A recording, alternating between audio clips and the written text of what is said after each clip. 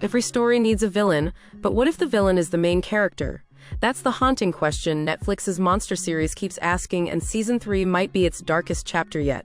You're watching Screen Explained TV. Screens Explained. Simple. Let's rewind.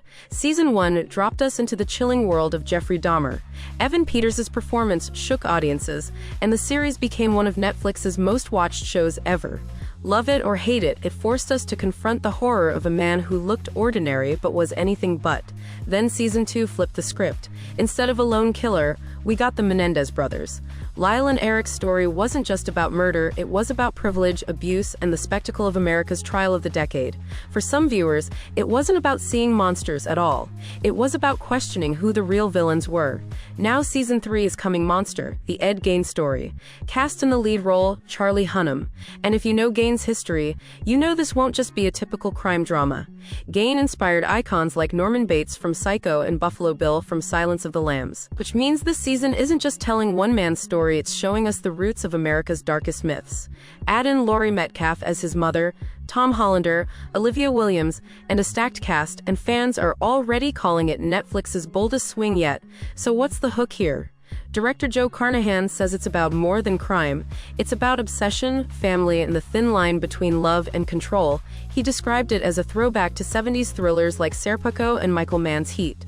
Stories that put character first and spectacle second. That means Season 3 might not just shock us, it could disturb us in ways that linger. And fans aren't just talking about Ed Gein. Everyone's buzzing about Season 4, rumored to spotlight Lizzie Borden, the woman forever tied to the phrase, Lizzie Borden took an axe. If that's true, it flips the series in a fascinating way.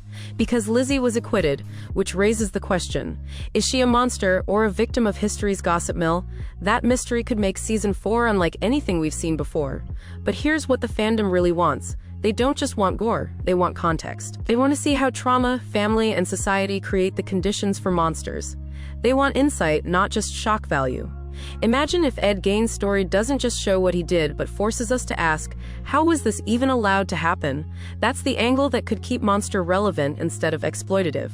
And of course, fans are speculating about casting surprises, unexpected perspectives, and maybe even Netflix taking bigger risks like telling a story across multiple timelines or digging into lesser-known cases instead of just the headline names.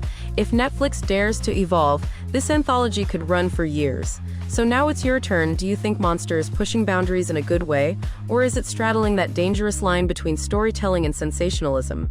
And who do you want to see covered in a future season? Drop your predictions below. You might just call it before Netflix does.